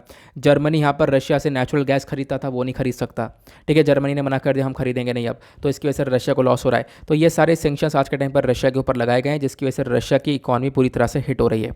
अब हिट हो रही है तो रशिया क्या करेगा, तो रशिया का जो झुकाव है वो इधर चाइना इंडिया की तरफ ज़्यादा हो चुका है, आप देख पाओगे। इनफैक्ट भारत के साथ रिलेशन ऑलरेडी रशिया के काफ़ी अच्छे हैं। हमने रशिया से S-400 मिसाइल सिस्टम को खरीदा है, हालांकि काटसा सैंक्शन लगने का डर था, उसके बाद भी हमने S-400 सिस्टम मिसाइल को खरीदा। यूएस यहाँ पर हमारे ऊपर सेंक्शन लगाने को तैयार है, उसके बाद भी हम लोगों ने यहाँ पर S-400 मिसाइल सिस्टम को परचेज़ किया है। फिर उसके बाद अगर हम लोग बात करें धीरे धीरे यहाँ पर हो क्या रहा है, रशिया ने कुछ इस प्रकार से चीज़ें डेवलप कर रही हैं कि रशिया भारत के साथ ट्रेड कर लेगा। ठीक है, यहाँ पर उसके साथ साथ चाइना के साथ यहाँ पर अपने रिलेशन को मेंटेन कर चुका है। तो कोई बात नहीं, दुनिया भर के सैंक्शन लग चुके हैं, रशिया किसी के साथ व्यापार नहीं कर सकता, लेकिन चाइना के साथ कर सकता है। नॉन डॉलर सिस्टम बन चुका है यहाँ पर। अगर हम लोग बात करें, एक नॉन डॉलर वर्ल्ड आ चुका है जहाँ पर डॉलर का इस्तेमाल होगा नहीं, तो एक यहाँ पर अपने आप में सिनेरियो ये आ चुका है। तो रशिया अब यहाँ पर बिना डॉलर के ट्रेड करने वाला है चाइना के साथ में, साथ साथ भारत के साथ में, ये आप लोग देख पाओगे। उसके बाद इन्हीं विवाद की वजह से आज के टाइम पर जो कल्चर है वो आइसोलेट हो चुका है। इसका मतलब क्या है, यहाँ पर जो हम लोग देख पा रहे हैं कि जो भी यहाँ पर अटैक वगैरह है, ये जो भी चीज़ें हो रही हैं, अलग अलग यहाँ पर सरकार जैसे कि यूएस, यूके, जर्मनी है, इन्होंने लगातार यहाँ पर अपनी जो भिड़त है वो बढ़ा दी है रशिया के साथ में। और साथ ही साथ यहाँ पर इन लोगों का कहना यह है, जैसे यूएस, यूके, जर्मनी का कहना यह है, हमें रशिया के नागरिक से कोई परेशानी नहीं है, हमें रशिया के लीडरशिप से परेशानी है, क्योंकि ये लीडरशिप यहाँ पर सही से कर नहीं पा रहे हैं। ठीक है, इस लीडरशिप की वजह से जो भी विवाद हो रहा है वो हो रहा है, ये यहाँ पर बताया गया। तो ये यहाँ पर ऑथर ने बताया कि एग्जैक्टली क्या क्या हो रहा है, फिर वही चीज़ें यहाँ पर आगे मेंशन कर दी गई हैं। ठीक है, बार बार आप देख पाओगे वही चीज़ आगे मेंशन कर दी गई है। बड़े सारे सिनेरियो, बड़े सारे हिस्ट्री के इंसिडेंट यहाँ पर मेंशन किए गए हैं ऑथर के थ्रू, जो यहाँ पर बताया गया। बाकी जो भी इंपॉर्टेंट एस्पेक्ट थे वो सब हमने क्लियर कर ही लिए हैं। ठीक है, बाकी सारी बातें जो भी इश्यूज़ है वो सब हमने जान ली हैं। आज के टाइम पर रशिया के अंदर से क्या हुआ, जो मैकडोनल्ड है, कोका कोला, पेप्सी, ये सब जो कंपनीज है सब बाहर निकल चुकी है। ठीक है, ये सारी कंपनीज आज के टाइम पर बाहर निकल चुकी हैं, जिसकी वजह से प्रॉब्लम्स काफ़ी ज़्यादा आ चुकी हैं रशिया के अंदर। एप्पल यहाँ पर एक तरीके से बाहर निकल रहा है, तो रशियंस यहाँ पर ये सारी चीज़ें यूज़ नहीं कर पाएंगे, जिसकी वजह से रशिया के अंदर अपने आप में काफ़ी सारे क्राइसिस आज के टाइम पर देखने को मिल रहे हैं। तो ये सब कुछ हो रहा है, तो मतलब ये बताया गया कि दुनिया भर में क्या प्रॉब्लम्स क्रिएट हो रही हैं, इनफैक्ट रशिया खुद क्या सफ़र कर रहा है, वो यहाँ पर ऑथर के थ्रू बताया गया। आई होप आप लोग को यहाँ पर ये भी आर्टिकल काफ़ी अच्छे से क्लियर हो चुका है। नाउ अब हम लोग बात करते हैं अपने लास्ट वाले आर्टिकल की। एक लास्ट में आर्टिकल था, ठीक है, बहुत सिंपल सा है, उसको भी हम लोग तुरंत थोड़े से देर में 2 से 4 मिनट में ख़त्म कर देंगे। यहाँ पे बात की गई है कि देखो ऑयल के प्राइसेस बढ़ रहे हैं और नेचुरल गैस के प्राइसेस बढ़ रहे हैं। ऐसा क्यों? क्योंकि रशिया, इतना याद रखो, इस आर्टिकल में जो दम है ना, आप खुद पढ़ोगे स्टार्टिंग से लेकर एंड तक, तो इसमें सिर्फ और सिर्फ इतने ही आर्टिकल में, इतने ही पोर्शन में दम है। दुनिया भर में ऑयल के, कच्चे तेल के प्राइस क्यों बढ़ रहे हैं, दुनिया में नेचुरल गैस का प्राइस क्यों बढ़ रहा है, इसके पीछे का रीज़न है रशिया एक बहुत बड़ा एक्सपोर्टर है। मतलब रशिया वर्ल्ड का एक लार्जेस्ट एक्सपोर्टर है in terms of crude oil, कच्चा तेल। उसके साथ साथ यहाँ पर दुनिया का 3rd लार्जेस्ट ऑयल प्रोड्यूसर भी है। तो प्रोड्यूसर भी है, एक्सपोर्टर भी है, प्लस नेचुरल गैस की जब बात आती है तो यहाँ पर अगेन एक और मेजर एक्सपोर्टर बन जाता है। पूरा यूरोप आज के टाइम पर बहुत बुरी तरह से डिपेंडेंट है रशिया के ऊपर। जर्मनी के थ्रू यहाँ पर नॉर्ड स्ट्रीम 2 पाइपलाइन कनेक्ट होती है रशिया में। नॉर्ड स्ट्रीम वाली जो पाइपलाइन है, नॉर्ड स्ट्रीम 1 और 2 दोनों कनेक्ट होती हैं। लेकिन जब हम बात करते हैं 1 की, तो आज के टाइम पर काम कर रही है वो पाइपलाइन, उसके थ्रू रशिया काफ़ी सारी गैस देता है पूरे यूरोपियन यूनियन को। बट जब हम बात करते हैं नॉर्ड स्ट्रीम पाइपलाइन 2 की, तो अभी उस पाइपलाइन को बेसिकली अभी के लिए रोक दिया गया है। जर्मनी ने बोला कि हम लोग यहाँ पर अब आपसे गैस परचेस नहीं करेंगे इस पूरे सिनेरियो के दौरान, जिसकी वजह से आज के टाइम पर रशिया और भी ज़्यादा परेशान हो चुका है। तो रीज़न यही है कि दुनिया भर में प्राइस क्यों बढ़ रहे हैं, क्योंकि रशिया ऑयल और नेचुरल गैस दोनों का एक बहुत बड़ा हब देखने को मिलेगा। 8 मार्च को क्या होता है, यूएस के जो प्रेसिडेंट हैं जो बाइडन, ये अनाउंस करते हैं ये यहाँ पर रशियन ऑयल को इंपोर्ट नहीं करेंगे अपने देश में, नेचुरल गैस को इंपोर्ट नहीं करेंगे, कोयले को इंपोर्ट नहीं करेंगे रशिया वाले। तो इनका ये अनाउंसमेंट आया। इनके पीछे पीछे यूके ने अनाउंस किया, उसके पीछे पीछे यहाँ पर सैंक्शन लग चुके। अब सैंक्शन लगने के बाद यहाँ पर क्या होगा, सारी कंट्रीज अपना जो इंपोर्ट है वो कट डाउन कर रही हैं रशिया के साथ में। क्यों? क्योंकि अगर किसी कंट्री ने रशिया के साथ में इंपोर्ट कट डाउन नहीं किया तो यूएस खुद उस कंट्री के साथ यहाँ पर अपने रिलेशन खराब कर लेगा, ट्रेड वगैरह वो सब खत्म कर देगा। तो यहाँ पर छोटी कंट्रीज अपने आप में सफ़र करना नहीं चाहती हैं, इसकी वजह से यूएस की साइड में निकल जाती हैं, क्योंकि आज के टाइम पर डॉलर थोड़ा ज़्यादा मजबूत देखने को मिलेगा as compare to the other currencies in the world. Clear हुआ? तो यहाँ पर आपने देख लिया क्या क्या इन्फॉर्मेशन देखने को मिलती है। साथ साथ यहाँ पर बोला गया कि जो पूरा का पूरा यूरोप है, चाइना आज के टाइम पर ये थोड़ा बहुत एक तरीके से इंपोर्ट कर रहे हैं, बट यूएस ने पूरी तरह से बैन कर दिया। यूएस के पीछे छोटी छोटी कंट्रीज़ ने और भी बैन कर दिया है। अब यही चीज़ जो मैंने आपको बताई है, यही चीज़ थोड़ी सी डिटेल में बताई गई कि इतने रुपए का इंपोर्ट हुआ करता था, इतने बिलियन डॉलर्स का ये हुआ करता था, इतने साल में इतना इंपोर्ट हुआ, ये एक्सपोर्ट हुआ। तो ये थोड़ा ज़्यादा डिटेल डेटा है, बट समझने के लिए इतना बहुत है कि हाँ क्यों कि ये क्राइसिस कब सबसे ज़्यादा देखने को मिल रहे हैं, क्योंकि यहाँ पर रशिया के ऊपर सैंक्शन लग चुके हैं। सैंक्शन कौन कौन से लग चुके हैं अभी मैंने आपको थोड़ी देर पहले ही बता दिया है। क्लियर हुआ? तो ये थी हमारे पास इन्फॉर्मेशन। उसके बाद आपको पता होगा हमेशा की तरह एक छोटा सा आर्टिकल हम लोग लेते हैं, एक अलग सा आर्टिकल डिस्कस करते हैं। जैसा आपने थंबनेल में देखा, इलॉन मस्क ने पुतिन को एक लड़ाई के लिए चैलेंज दिया है। वो चैलेंज क्या है हम लोग इसको देखते हैं। यहाँ पे जो आर्टिकल है काफ़ी तेज़ी से पब्लिश हुआ है अलग अलग न्यूज़पेपर में, भारत के बहुत सारे न्यूज़पेपर में कवर हो चुका है, दुनिया भर में बहुत सारे आर्टिकल्स पब्लिश हो रहे हैं। यहाँ पे लाइव मिनट का आर्टिकल आप देख पाओगे, ये कल रात में पब्लिश हुआ है, 14 मार्च कल थी, तो कल आर्टिकल आया था जहाँ पर बात की गई है Elon Musk challenges Vladimir Putin to single combat. अब यहाँ पर ये इलॉन मस्क ने क्यों चैलेंज किया व्लादिमीर पुतिन को, यहाँ पे आप देख पाओगे ये इलॉन मस्क का ट्वीट भी है कि मैं डायरेक्टली चैलेंज करता हूँ व्लादिमीर पुतिन को सिंगल कॉम्बैट के लिए, एक लड़ाई के लिए। तो यहाँ पर आ जाओ, लड़ाई कर सकते हैं। और बेसिकली ये लड़ाई किस चीज़ को लेकर ये बात कर रहे हैं, तो यहाँ पर ये बात कर रहे हैं खासकर स्पेस एजेंसीज़ को लेकर।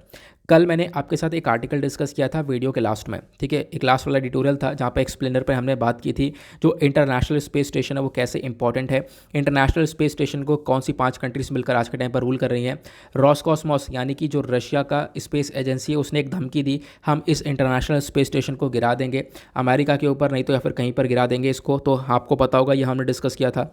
उसके साथ साथ यहाँ पर और क्या बताया गया, इसके साथ साथ यहाँ पर क्या हुआ था कि अभी हमने कल ये भी बात करी कि इंटरनेशनल स्पेस स्टेशन में रशिया का एक बहुत बड़ा इंपॉर्टेंस है। इंपॉर्टेंस क्या है कि रशिया क्या करता है, एस्ट्रोनॉट्स को यहाँ से पृथ्वी से उस स्पेस स्टेशन पर लेकर जाता है, अंतरिक्ष में लेकर जाता है, फिर उसके बाद उनको वापस से लाने की जिम्मेदारी भी यहाँ पर रशिया लेता है। ठीक है, रशिया ये काम करता है।